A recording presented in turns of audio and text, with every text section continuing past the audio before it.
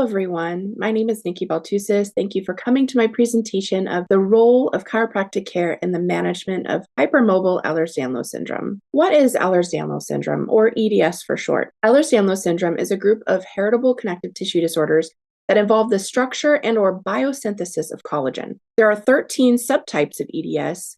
Those symptoms overlap throughout the subtypes and with other connective tissue disorders. Some signs of EDS are tissue fragility, joint hypermobility, and skin hyperextensibility. What is hypermobile Ehlers-Danlos syndrome, or HEDS for short?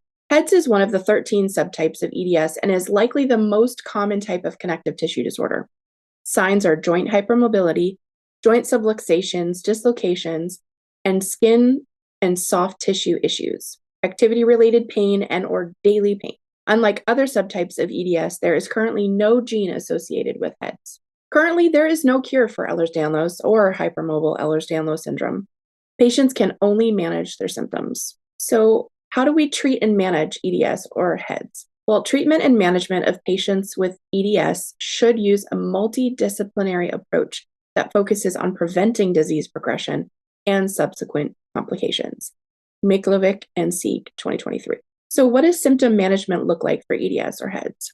It looks like physical therapy, pain management, braces or splints, mobility aids, anti-inflammatory diets, or chiropractic care and massage. Why is diagnosis so important? Well, a proper diagnosis of EDS is crucial for improving the quality of life and overall health and well-being for EDS patients. It also helps mitigate additional health complications. There are some current obstacles to timely and accurate EDS or HEDS diagnosis. Currently, there's no molecular marker for HEDS. Diagnosis remains clinical. There's a lot of overlap with other conditions like fibromyalgia, joint hypermobility, anxiety, or dysautonomia. There's a low awareness and inconsistent application of diagnostic criteria. There's a variation among subtypes, which requires specialist input and genetic testing. And there's a need for multidisciplinary care once you're diagnosed. There are many challenges that come with living with EDS or HEDS. Chronic widespread pain, fatigue, joint instability, and frequent injuries. Functional impairment, like reduced work or school participation. Autonomic dysfunction, like POTS, GI issues, anxiety, and sleep problems. Psychosocial consequences, frustration, disbelief by clinicians, and emotional toll of delayed diagnosis. And there's an impact on the quality of life and a need for multidisciplinary support for pain, physical therapy, and mental health. What are some potential benefits of chiropractic care for EDS or HEDS patients? Reduced pain, improved function and mobility, enhanced joint stability, improved overall quality of life, enhanced ability to tolerate daily activities and exercise, improved proprioception and joint control, increased strength through progressive stabilization exercises, improved performance of occupational and daily living tasks. A patient study for multimodal chiropractic care for Ehlers-Danlos syndrome showed that an adult female who was diagnosed with classical EDS reported chronic musculoskeletal pain, reduced endurance, and joint instability. She had functional limitations in her daily activities. The assessments and tests that were conducted were pain scales and patient-reported outcomes, functional mobility observations, clinical evaluation of joint stability and range of motion. The interventions she received were low-force manual therapy adapted to connective tissue fragility, rehabilitative exercises targeting stability and endurance, patient education for posture, ergonomics, and self-management. The outcomes they saw were reduced pain and improved functional tolerance, improved ability to perform daily activities and exercise, enhanced quality of life and patient confidence in self-management, and demonstrated safe application of chiropractic care in EDS with cautious, individualized protocols. A second study of multimodal chiropractic care for benign joint hypermobility showed an adult female patient with benign joint hypermobility syndrome presented with chronic pain, joint instability, and functional limitations in work and daily tasks. The assessments and tests that were performed were pain intensity and disability scoring, observations of proprioception and joint control, functional assessment of activities of daily living and occupational tasks. The interventions received were multimodal chiropractic care, including manual therapy and soft tissue techniques, stabilization and proprioceptive exercises, structured exercise progression tailored to hypermobility. The outcome was improved proprioception, joint control, and strength, enhanced performance of occupational and daily living activities, reduced pain and disability, and demonstrated that structured, multimodal, and patient-centered chiropractic care can safely support hypermobile patients. A current event surrounding chiropractic care and EDS/hypermobility was reported in the New York Post that a 29-year-old died after going to a chiropractor to treat a crack to her neck during a workout. The story is that a woman felt a crack to her neck during a gym workout in 2021. She turned down a procedure at a hospital and instead pursued alternative treatments to help her injury. It was believed that she suffered an arterial dissection, a tear in the lining of an artery. She regularly suffered from migraines and had joint hypermobility issues, all of which were noted in her medical history. Her chiropractor didn't check her medical records, and the woman suffered acute dissections in the same location after her neck was adjusted. This led to her death. The assistant coroner for Gateshead and South Tyneside ruled that the patient died due to the repercussions of chiropractic treatment following a naturally occurring medical event. If you read further into the article, you'll see that the woman actually had multiple adjustments over time after her initial injury. She underwent 4 adjustments and manipulation treatments between September and October. She was having an episode during one of them, and chiropractors advised her to go to the hospital, but she didn't want to and chose to stay in the clinic. She actually passed away a few days after her final adjustment. The biggest issue in this case is that the chiropractor didn't check the medical or hospital records before treating her, despite being told that she had been to the hospital and she left against medical advice. My opinion on this case is that it's a very nuanced case. The death was not directly related to her hypermobility, though it likely played a role in her initial injury. My question today is, given recent events, can chiropractic care be considered safe management of hypermobile Ehlers-Danlos syndrome? First, I want to take a look at 7 common chiropractic adjustments as standard of care. Number 1, the diversified technique. This uses precise hands-on thrusts. Number 2, spinal mobilization, aka spinal manipulation. This is similar to the diversified technique, but utilizes gentle thrusting and uses more stretching. Number 3, the Thompson drop table technique. This utilizes a specially designed table with padded platforms that have drop mechanisms so the patient can be dropped less than an inch as the chiropractor applies a quick thrust for the adjustment. Number 4, the Gonstead adjustment. The patient sits up or lays on their side as the chiropractor manipulates the lower back or pelvis. Number 5, the activator method. This is a small handheld device called an activator, and it's used by chiropractors to administer a gentle impulse to the extremities or to the vertebral segments of the spine. Number 6, flexion distraction.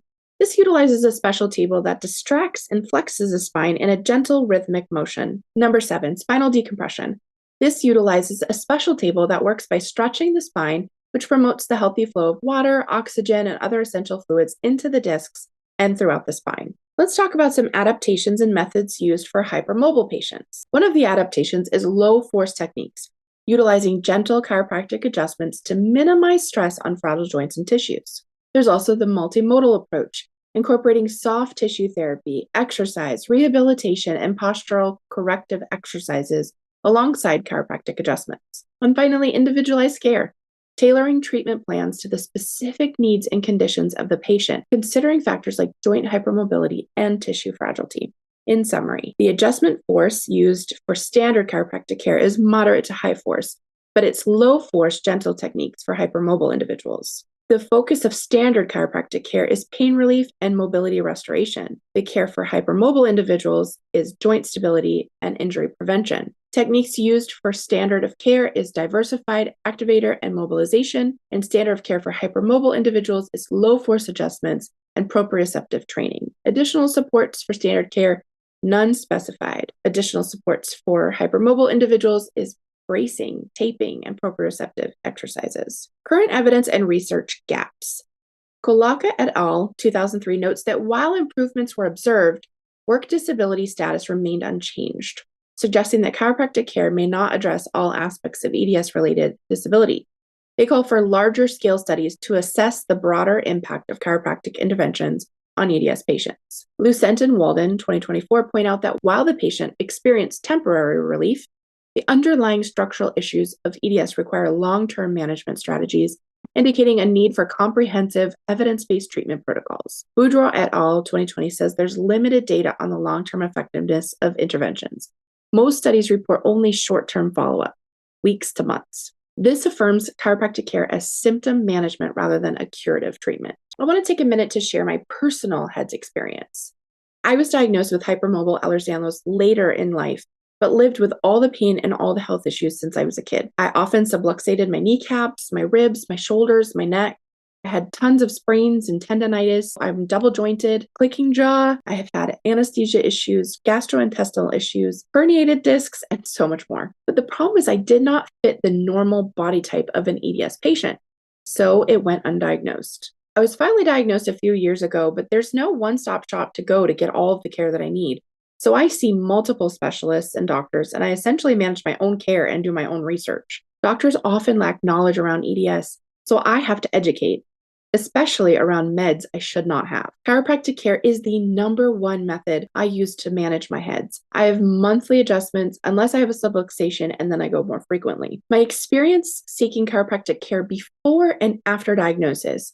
I want to share this because I feel like it's really important to showcase how different care is now that I have a diagnosis. Before diagnosis, my chiropractic care involved rough adjustments, and I had some pain days after, and I was often dismissed about localized pain I was having. After diagnosis, chiropractic care is so different. It's gentle and involves muscle work, a holistic approach, and referrals to appropriate professionals when pain is indicating that there's something more serious going on. I told my chiropractor I was doing this topic for my presentation, and I asked if he would be willing to write up a little blurb about how he cares for me differently than he does his non-hypermobile patients. And here's the email that he shared. He says, I adapt my chiropractic care to be more gentle, protective, and stabilization-oriented than what I might do for someone without EDS. Rather than delivering high-force adjustments or pushing joints toward their end ranges, I use low-force, highly specific, and controlled techniques, such as instrument-assisted adjustments, gentle mobilizations, or microarticulation, in order to avoid overstretching already lax connective tissues. My priorities when working with someone with EDS are: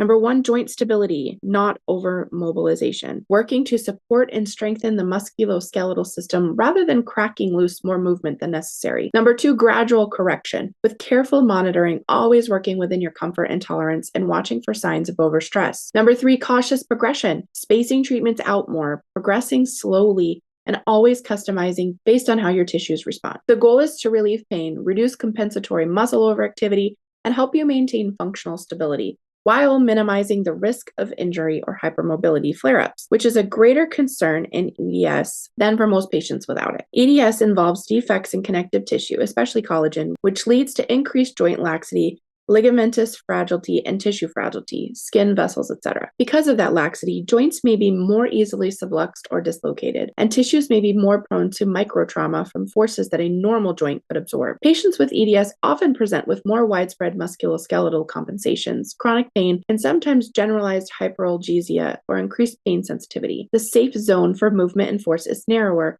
and the margin for error is smaller. Some outcomes, challenges, and what I've learned from this process. Well, there's just not enough evidence to show that chiropractic care, when done gently, is too dangerous for EDS or HEDS patients. Everyone's body and experience is different. What works for me might not work for others. My personal lived experience counts too. And there's so much more research needed in the area of Ehlers-Danlos in general, as well as EDS and HEDS and chiropractic care. Conclusion, chiropractic care cannot cure EDS, but it can serve as a supportive and potentially safe management option for some patients when adapted techniques are used. EDS and HEDS diagnosis is difficult, and care and treatment is minimal, which leaves many patients seeking supportive care options, chiropractic care being one of them. Chiropractic care methods differ between non-EDS and EDS patients, and a gentler approach is often more beneficial and safe for hypermobility. Current research is sparse, and most evidence comes from patient experiences and case studies. As someone that has hypermobile Ehlers-Danlos syndrome, I could not thrive, let alone survive, without chiropractic care. Without regular adjustments, my quality of life would be reduced significantly, and I would not have the freedom and mobility that I have now while receiving care. I would have had multiple surgeries and fusions in my back had I not discovered chiropractic care. It has changed my life for the better, and I'm so grateful for it. I do have a call for further research, because while we have quite a few patient studies showing the benefits of chiropractic care for hypermobile patients, we're still severely lacking in research. I would love to see long-term studies done, as well as studies on various body sizes and types, and male and female bodies. I would like to see more evidence about how chiropractic care helps with things like sleep and migraines, even sinus issues and constipation. There's much left to be discovered in the world of chiropractic care. On screen, you'll see all of my references, and I want to thank you for taking the time to listen to my presentation.